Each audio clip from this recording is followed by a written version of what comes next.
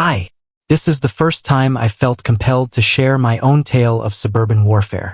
Buckle up, because this is the story of how a clipboard-wielding HOA president tried to bulldoze their way onto my property, and how I made them regret it. Let me set the scene. I live in a peaceful little corner of suburbia, in a house that I inherited from my grandparents. It's not exactly a mansion, but it's got character. A wraparound porch with peeling paint, a wildflower garden that the local bees love, and a fence I built myself after watching way too much YouTube. It's cozy, secluded, and best of all, not part of an HOA. I made sure of that when I moved in 3 years ago.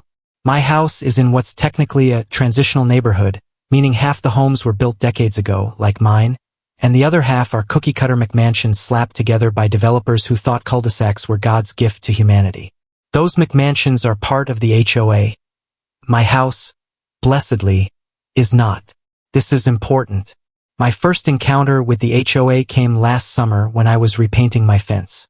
I was in my driveway, sweat dripping off my nose, when a middle-aged woman strutted up with a clipboard in one hand and a venti iced latte in the other. Her hair was the exact shade of aggressive blonde you only see on Real Housewives, and her smile could have cut glass. "You must be new," she chirped, not bothering to introduce herself. "I'm Karen, the president of the Greenfield Homeowners Association. Just wanted to give you a heads up, your fence needs to be painted white. It's in the covenants." I stared at her for a moment, trying to process the audacity. "That's interesting," I said, leaning on my paintbrush, "because I'm not in the HOA. Her smile faltered for half a second before she recovered. "Oh, but all properties in Greenfield have to adhere to the guidelines. It's about maintaining the aesthetic integrity of the neighborhood." I raised an eyebrow. "Aesthetic integrity? My fence is on my property, which isn't part of the HOA. So, no offense, but your rules don't apply to me." Karen's smile vanished completely. "Actually, they do," she said, her tone shifting from syrupy to steely. "The HOA has jurisdiction over all properties in Greenfield, whether you sign the agreement or not." "That's not how HOAs work," I said, barely suppressing a laugh. "Unless you've got a legal document with my signature on it, you're barking up the wrong tree." She opened her mouth to argue, but I held up a hand. "Tell you what," I said, "why don't you bring me that document, and we'll talk. Until then, I'm going to finish painting my very non-HOA fence." I thought that was the end of it. I figured Karen would go home, grumble into her iced latte, and move on to harassing someone else about their lawn height. But no. The next day, I found a letter taped to my front door. It was printed on Greenfield HOA letterhead and accused me of violating community standards by having an improperly painted fence. The letter demanded that I repaint the fence within 14 days or face further action. Attached was a copy of the HOA's covenants, none of which applied to my house because, again, I'm not in the HOA. I'll admit the letter annoyed me, but what really got under my skin was the arrogance of it all. Karen didn't just assume she had power over me.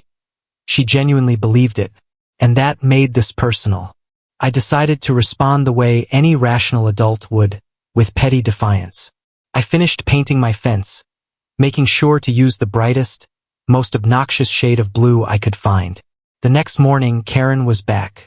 "This is unacceptable," she snapped, gesturing at the fence like it had personally insulted her. "It's my property," I said, shrugging. "You don't like it? Don't look at it. You're ruining the neighborhood," she huffed. "Do you know how many complaints I've gotten about this?" "Let me guess," I said. 0. Karen's face turned red. "I'm serious. If you don't repaint this eyesore, I'll have no choice but to escalate." "Go ahead," I said. "And while you're at it, escalate your way off my lawn." 2 days later, I caught Karen in my backyard, my fenced backyard. She was standing next to my garden with her clipboard, snapping pictures of my property like she was gathering evidence for a court case. "What the hell are you doing?" I shouted, marching over. Karen jumped like a kid caught stealing cookies. "I'm documenting violations," she said, as if that explained anything. "You're trespassing," I said. "Get out before I call the cops." "I have the right to inspect," she argued. "The HOA Doesn't own my property, I interrupted. You step foot here again, and I'm filing a police report. This is your last warning. Karen muttered something under her breath and scurried off. But I wasn't done. If she wanted to play dirty, I could play dirtier. That night, I started doing my homework. I pulled up the Greenfield HOA's charter, combed through property records, and even emailed a lawyer friend for advice. What I found was both hilarious and infuriating. The HOA had zero authority over my property. Not only that, but they'd been pulling this stunt with other non-HOA homeowners in the area, bullying them into compliance with rules that didn't legally apply. It was time to teach Karen and her Clipboard brigade a lesson. So, there I was, sitting at my kitchen table, surrounded by a mountain of printouts and an unhealthy amount of coffee. I'd spent the better part of the night digging into every document I could find about the Greenfield HOA and my property. By sunrise, I had two things: confirmation that I was completely in the right and a plan to shut Karen down. But before I could put that plan into action, Karen beat me to the punch.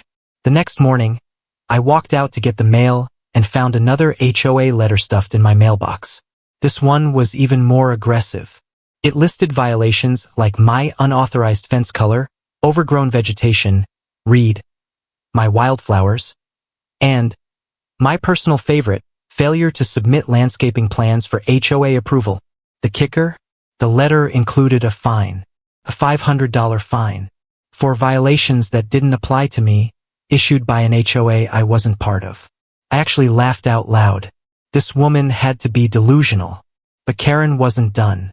That afternoon, she showed up at my front door, clipboard in hand, flanked by two other HOA board members, her minions, apparently.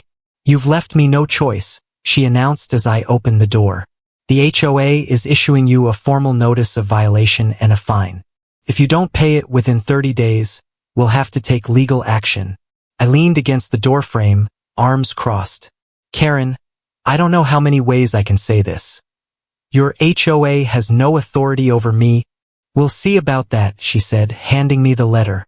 You have 30 days to comply, or the HOA's attorney will be in touch. After they left, I did two things. First, I called my lawyer friend, Jake. He's one of those people who thrives on conflict, and when I told him the situation, he practically cackled. They're bluffing, he said. But if they really want to play this game, let's have some fun. Jake helped me draft a cease and desist letter to the HOA, spelling out that their rules didn't apply to me, and warning them that any further harassment would result in legal action. We sent it certified mail just to make sure Karen couldn't claim she didn't get it. The second thing I did was even more satisfying. I started talking to my neighbors. Turns out, Karen had been throwing her weight around for years, and I wasn't the only one who'd had enough. A couple of non-HOA homeowners shared their own horror stories. Fines, threats, even Karen trying to dictate what color Christmas lights they could use. One neighbor, Mrs. Ellis, summed it up perfectly.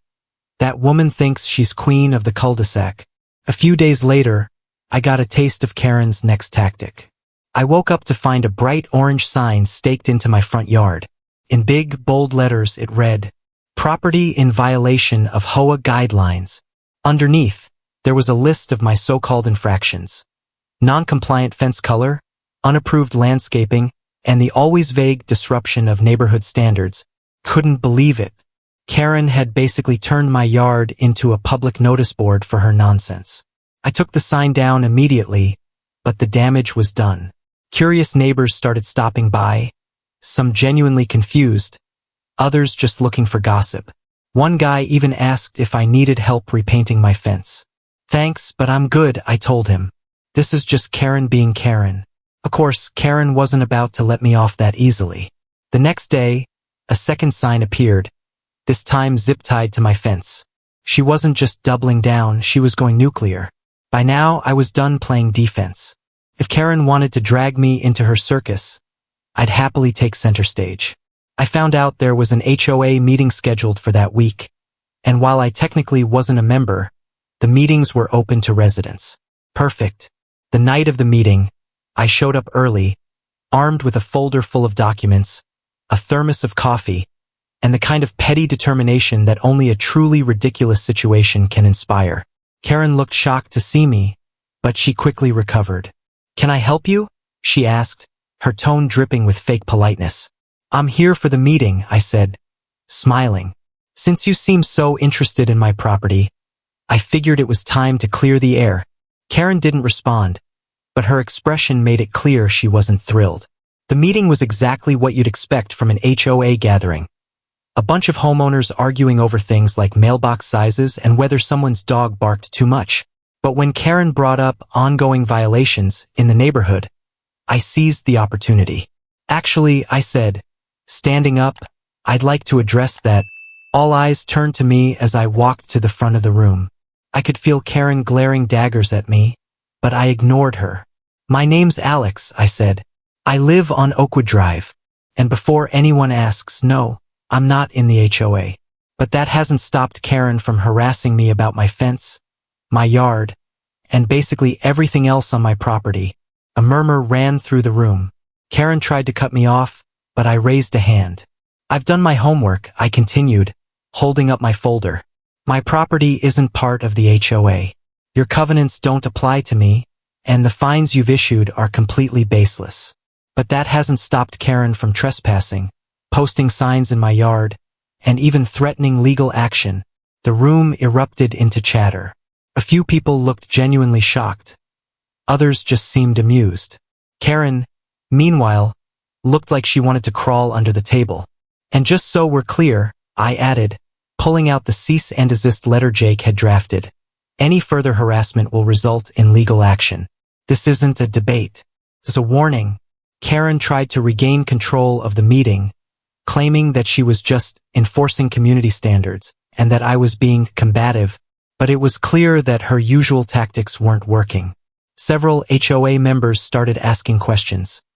Why was she targeting non-HOA properties? Did she even have the authority to do that? The room quickly turned against her. By the end of the meeting, Karen looked like she was about to explode. I, on the other hand, walked out with a sense of satisfaction and a few new allies. The next morning, Karen's signs were gone. So was the letter-writing campaign. I didn't hear a peep from her for days, but I had a feeling she wasn't done. People like Karen don't give up that easily. Still, I was ready. If she wanted to escalate, I'd be waiting. After the HOA meeting, I thought I'd won. Karen had backed off for now. The signs were gone, and life seemed to be returning to normal. But if I'd learned anything about Karen, it was this. She wasn't the type to accept defeat gracefully. A calm Karen was a plotting Karen, and I wasn't about to let my guard down. Sure enough, the storm was brewing. Started small. One morning, I found my garbage cans mysteriously missing from the curb after trash pickup. A neighbor found them a block away, turned over in a ditch.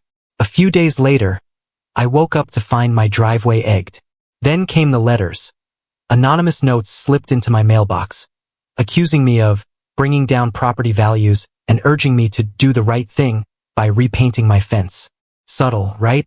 I didn't need a detective to figure out who was behind it. Karen's fingerprints were all over this. I kept a record of everything, taking pictures of the vandalism and saving the notes as evidence. I didn't confront her immediately, let her think she was getting under my skin. Meanwhile, I kept digging. Thanks to the HOA charter and a little help from Jake, I discovered something fascinating.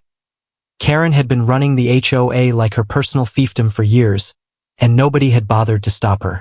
According to the bylaws, the board was supposed to hold annual elections. Karen, however, hadn't called an election in over 5 years.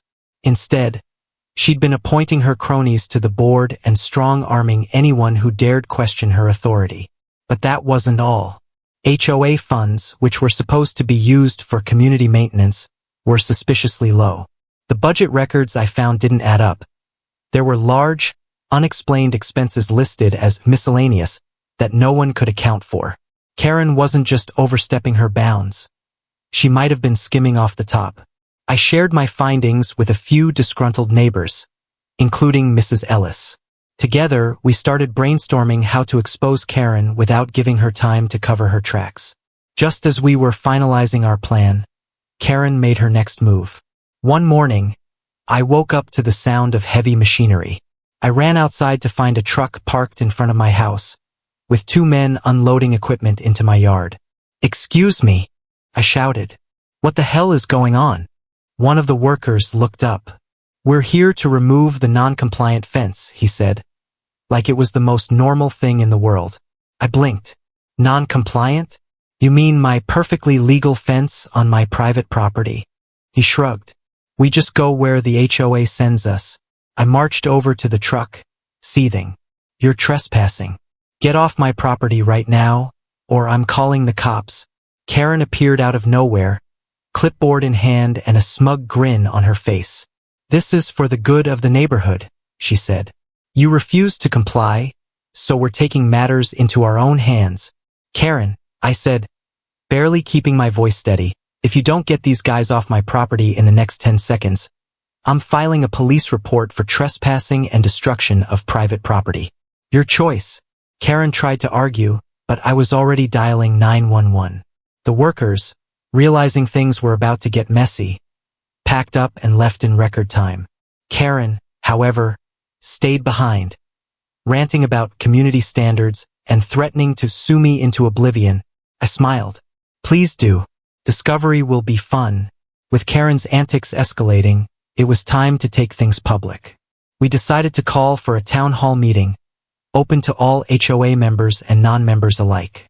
Mrs. Ellis and a few other neighbors helped spread the word, and by the time the meeting rolled around, the room was packed. Karen was visibly nervous when she saw the crowd. She tried to take control of the meeting as usual, but this time, I wasn't letting her get the last word. "Before we begin," I said, standing up, "I think it's time we address the elephant in the room." Karen gave me a withering glare. "This is an HOA meeting. Non-members don't get a say." "Funny you should mention that," I said, pulling out my folder of evidence.